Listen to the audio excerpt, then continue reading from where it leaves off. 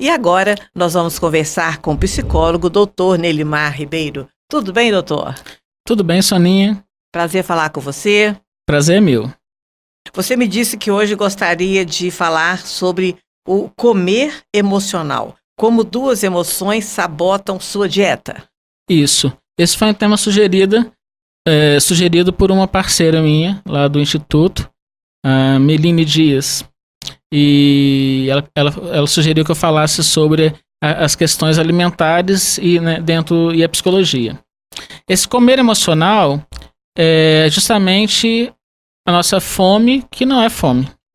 Quando a gente come por conta das nossas emoções. Se tá triste, come. Se tá alegre, come. Exato, exatamente. Aí vem a tragédia. E é o que mais nos dificulta a aderir a uma dieta. Quando eu tô falando de aderir a uma dieta, eu não tô falando só das pessoas que querem emagrecer por estética, mas também daquelas que precisam emagrecer por saúde, ou até mesmo uma pessoa que precisa se restringir de alguma alimentação por conta de alguma doença. Por exemplo, diabéticos, que precisam se restringir do doce, né? Então, assim, é uma preocupação muito ampla que vai muito além da estética. Nos atinge por uma questão de saúde mesmo. E por que geralmente acontece isso com os seres humanos? Bom, começa lá com a mamãe, né? Infelizmente, que as pessoas cuidam da gente. Por quê? A gente vai acostumando desde bebê a quando a gente tem algum desconforto a ganhar comida. Então, muitas vezes a mãe dá o peito para a criança, depois a mamadeira, quando a criança começa a chorar. E nem sempre é fome. É algum desconforto. Só que a alimentação, o contato com a mãe, né, o carinho da mãe, faz com que a criança se sinta melhor, mais segura, mais confortável. E aí a gente acaba associando a alimentação ao bem-estar. E vai passando isso para frente. Isso vai se transformando em algo bem mais complexo. E aí a gente estabelece um vínculo, um condicionamento entre estar bem e comer. Então, quando eu estou triste, eu quero comer. Quando eu estou ansioso, eu quero comer. Sem contar as questões fisiológicas, né? Comer carboidrato, por exemplo, porque ninguém pensa em comer uma salada, né? Atinge o nosso organismo de tal forma que também produz bem-estar. Então, além da questão emocional pura e simples, também temos as questões fisiológicas que contribuem com isso. Então, todo esse processo junto nos leva a desenvolver um hábito de comer devido às nossas emoções. Tem também quem come quando está feliz, porque afinal de contas a gente associa ao comer a comemorar, ao beber a comemorar. Então, a gente escuta muito. Hoje eu mereço comer, hoje eu mereço beber porque estou feliz, sei lá, com a minha promoção. Então quer comemorar. Hoje eu passei um dia assim assado, enfrentei não sei tantas coisas, eu acho que eu mereço comer.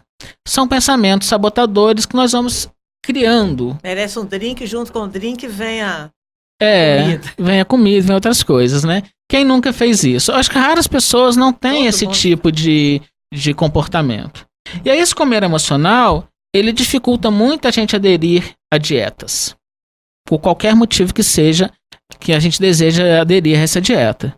E a gente precisa lidar com isso, né? Bom, para as pessoas ansiosas, que são tipicamente as que têm problemas com a dieta, até porque o ansioso ele come sem nem perceber que está comendo, muitas vezes, é preciso, urgente, diminuir a ansiedade para que ele consiga controlar melhor essa compulsão alimentar. E aí, quando eu estou falando em compulsão, não estou falando simplesmente daquela pessoa que não consegue comer sem parar, literalmente sem parar, mas também a maioria de nós que come muito sem que a gente tenha necessidade daquele alimento, né? Come de forma desenfreada e às vezes até se sentindo mal depois, enfim. A ansiedade precisa ser trabalhada, é o primeiro ponto. Aprender a identificar quando estamos de fato com fome e quando estamos comendo por vontade ou por ansiedade ou outro sentimento qualquer. Como que a gente pode fazer isso? Ficando um tempo maior sem comer, para identificar a sensação de fome, que é muito diferente da sensação da vontade de comer ou daquela sensação, necessidade de comida por ansiedade, por exemplo. A gente começar a identificar quando de fato a gente está com fome e quando a gente está comendo por vontade ou por uma compulsão provocada pelo comer emocional. Então a gente exercitar, observar o nosso corpo, ficar, por exemplo, uma quantidade de horas um pouco maior para poder identificar isso, né? Um pouco maior sem comer para poder identificar isso, não é todos os dias não. É fazer isso uns 2 dias para aprender essa sensação. Porque normalmente pessoas que têm comer emocional não têm tempo de sentir fome de fato, Soninha. O que essas pessoas sentem é vontade de comer. Aquela necessidade emocional de comer, mas não fome de fato. Então, aprender a identificar a fome e diferenciá-la dessa vontade de comer é um primeiro passo muito importante para trabalhar com isso. Obviamente, também diminuir a ansiedade ou os outros sentimentos que possam surgir, né? Um ponto importante também para lidar com esse comer emocional é aumentar a nossa motivação para a dieta. Porque a gente só muda o comportamento quando a gente avalia ele como positivo para nós. E é extremamente prazeroso e, portanto, positivo esse comer emocional. Primeiro que ele nos livra de um sentimento ruim. Segundo que comer é bom, né? A gente vai comer o quê? Doce, massa, né? Pizza, macarrão. A gente vai comer esse tipo de coisa. Carne. Então é bom, é bom. Normalmente a gente acaba fazendo isso também com outras pessoas. A gente vai ter alguma bebida da nossa preferência. Então isso tudo é muito bom. Então a gente precisa aumentar a balancinha para o outro lado. A gente pode, por exemplo, fazer uma lista de motivos para aderir a essa dieta. Né? Qual que é o meu motivo? Eu quero emagrecer, eu quero me sentir mais bonito, eu quero melhorar meu colesterol, eu quero conseguir subir a ladeira dos operários sem morrer, eu quero conseguir subir até a minha casa, subir um lance ou 2 de escadas, me sentindo mais... com menos mal-estar, mais leve. Enfim, eu quero passar de 58 para 48 no número da minha calça. Enfim, quais são os motivos? Tem que ter foco, né, doutor? Esses motivos, eu estou sugerindo fazer uma lista mesmo. Esses motivos, eles nos permitem ter o que buscar. A gente pode fazer tantos motivos a curto prazo, como, por exemplo, perder alguns quilos iniciais, como motivos mais longos, manter minha saúde boa ou conseguir melhorar a minha saúde, coisa que vai demorar alguns meses ou até mesmo um ano ou 2. Então fazer uma lista de coisas que nos seriam importantes que a gente só vai conseguir fazer na dieta, né? Sendo bastante honesto, porque óbvio que comer e beber é bom. Então a gente tem que encontrar coisas realmente importantes pra gente. E aumentando essa lista com o passar do tempo. A gente vai perceber que existem muitos motivos para a gente aderir à dieta. E se não existem, a gente precisa refletir o porquê que a gente está buscando isso, para que a gente possa, de fato, entender a necessidade disso. Existem necessidades de saúde, existem motivos estéticos, que são todos justos, desde que não exagerados, né?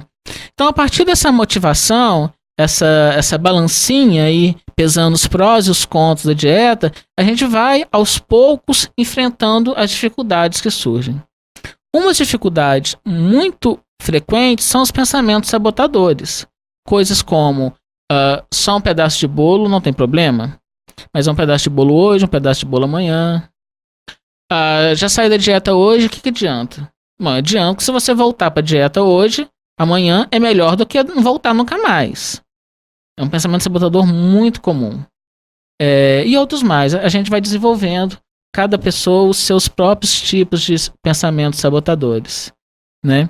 E passar a entender esse processo como algo que a gente pode controlar. A gente normalmente entende que a gente não tem controle dessa vontade toda de comer, mas a gente pode aprender a ter sim. Essas são algumas ferramentas iniciais que a gente pode utilizar, que vocês podem utilizar em casa para poder mudar esse comportamento, né? Essa balança aí dos motivos para aderir à dieta, pelos motivos para mudar o comportamento, é uma ferramenta muito útil, porque nos permite visualizar aquilo que a gente quer conquistar. Estabelece objetivos, estabelece literalmente motivações. O excesso de peso não é bom em momento nenhum. O excesso de peso é complicado, por uma questão de saúde. O nosso corpo não aguenta, né? Não aguenta. Hoje, a psicologia cognitiva, Soninha, desenvolveu programas muito eficientes para lidar com isso, com a questão da dieta, adesão a alguns a novos hábitos, não só alimentares, mas incluindo também adesão à atividade física. Há uma proposta de mudança de comportamento. É sobre a base de terapias? Isso. Né? É aprender a identificar esses pensamentos sabotadores, aprender a trabalhar com eles. Juntas com isso, a diminuição da ansiedade. É em grupo ou individual? Tanto faz? Tanto faz. Você já faz esse tratamento? Faço. Atualmente eu faço individualmente, né? Algumas pessoas me procuram com essa demanda. Em futuro próximo a gente pretende montar um trabalho, não só com foco, já estamos organizando, não só com foco na dieta, mas no foco de a proposta de uma mudança de vida para uma vida mais saudável. Então, incluindo aí dieta saudável, adesão à atividade física, diminuição da ansiedade, enfim. A gente está estruturando esse projeto para que o foco não seja estritamente estético, mas que a estética seja um motivo a mais, uma motivação extra, mas que o foco seja realmente na mudança para uma vida mais saudável. A mente mais saudável. Né? Exato. E a gente utiliza da terapia cognitiva, né? E eu também tenho utilizado da hipnose cognitiva, que é uma ferramenta que nós associamos à terapia cognitiva para ampliar os resultados e torná-los mais práticos. Uma coisa que a gente pode fazer, duas coisas bem interessantes que a gente pode fazer com o uso da hipnose, seria ajudar a pessoa a diminuir mais rapidamente a ansiedade, né? E a outra, criar aí uma aversão a alguns alimentos. Mas como que a hipnose ajuda a criar aversão, por exemplo, à macarronada? Por exemplo, se a pessoa ela tem uma dificuldade muito grande de resistir à macarronada, a gente pode associar a macarronada a uma imagem aversiva. E aí, quando ela Através da hipnose. Através da hipnose. Né? Já fiz isso com doce, com biscoito recheado. Pizza. A pizza eu não fiz não, mas eu acho que entraria na lista. Normalmente quando são alimentos que a pessoa tem uma dificuldade muito grande de controlar. Aquela obsessão, né, pelo alimento. Isso serve tanto para quem quer emagrecer, como para quem não pode comer determinados alimentos. Pessoas com diabetes, por exemplo, podem se beneficiar muito desse tipo de recurso. Né, com aversão, por exemplo, a doces ou a bebida alcoólica. E esse tratamento através da hipnose demora quanto tempo, doutor? É muito difícil a gente dizer um tempo exato. Porque as pessoas... Uma sessão, quanto tempo é? Uma sessão dura 50 minutos, é o trabalho normal. Ela se insere junto com o processo da terapia cognitiva, maximizando alguns resultados e ajudando a gente a lidar com algumas dificuldades, como, por exemplo, uma alimentação que a pessoa tem muita dificuldade de ficar sem. Mas é uma urgência que ela fique sem, por exemplo. E aí ela vai aprendendo a lidar com as outras coisas que são mais fáceis. Consegue mesmo? Consegue mesmo. Lógico que, como qualquer outro tratamento, cada pessoa reage a ele de uma forma diferente. Algumas pessoas são o que a gente chama de mais suscetíveis à hipnose, outras menos. Mas a maioria das pessoas podem se beneficiar com a hipnose em algum nível. E também essa suscetibilidade pode aumentar com o tempo, à medida que cria confiança com o terapeuta, né, e a pessoa... Porque a gente na hipnose a gente não faz nada que a pessoa não deixe, na verdade. É todo um processo ali de maximizar, de ampliar algo que a pessoa já deseja. Então é necessário ter confiança no terapeuta, é todo um processo que é necessário ocorrer. O terapeuta também precisa estar bem preparado, né? Pra sim. fazer um tratamento não é qualquer pessoa que faz isso, não. Essa são estratégias que eu tenho estudado há algum tempo, fiz alguns cursos e tenho aplicado já nos meus pacientes, né? Naqueles que cabem, que são necessários. E qual a idade mais propícia para um tratamento, por exemplo, desse aí, com hipnose, para questões alimentares? Bom, crianças maiorzinhas já podem se beneficiar, tanto do tratamento com a hipnose ou sem a hipnose, né? Agora, quanto mais jovens, mais os pais têm que se influenciar. Melhor seria, né? Porque aí também não demanda tanto tempo. Quanto mais que algumas crianças já têm um comer emocional muito forte. Elas podem passar pela terapia, mas os pais também precisam passar por um processo de educação, né? Provavelmente os pais estão ensinando essa criança a comer de forma emocional. Não é intencional, né? Mas a criança aprendeu isso com os pais. A gente faz isso, a nossa cultura ela traz isso muito forte. Algumas pessoas são mais suscetíveis a desenvolver isso do que outras. Pessoas mais ansiosas, por exemplo. E então, quanto mais jovens, mais a gente necessita da presença dos pais, da participação deles. Mas crianças aí já na segunda infância podem se beneficiar desse tratamento, né? E aí, até idosos. Mas certamente a criança ela deve receber mais rapidamente os resultados da hipnose, não do que o adulto? Isso depende das características da pessoa, não da idade, necessariamente. Pessoas mais suscetíveis, pessoas com... Existe uma série de características que precisam ser... que favorecem ou não a pessoa ter a hipnose. Por exemplo, pessoas com dificuldade em concentração podem ter mais dificuldade para serem hipnotizadas. E aí demanda mais um tempo naquele processo de treinamento. Que antes de fazer a versão, por exemplo, tem algumas sessões para que a pessoa se acostume com o processo, para que ela aprenda. Para que ela saiba o que vai acontecer. Isso, a gente tem que preparar. Como na terapia também, convencional também tem sua preparação. Não é chegar lá e faz, né? Não é mágico nesse sentido. Então, tem algumas características que vão favorecer ou não. Se alguém tiver mais dúvidas sobre isso, pode nos procurar nas nossas redes sociais, Soninha. Ou até mesmo entrar em contato com o nosso telefone, nosso WhatsApp, que é 31, né? 98616-9404. E a gente pode tirar essas dúvidas. Mas são estratégias bem interessantes para quem precisa ou deseja aí aderir a uma dieta. E parar de sabotar. Doutor, tudo de bom para você, muito obrigada. Eu que agradeço, Soninha, um abraço. Hoje conversamos com o Dr. Nelimar Ribeiro de Castro, psicólogo cognitivo-comportamental e psicólogo sênior do Instituto de Psicologia Nelimar Ribeiro.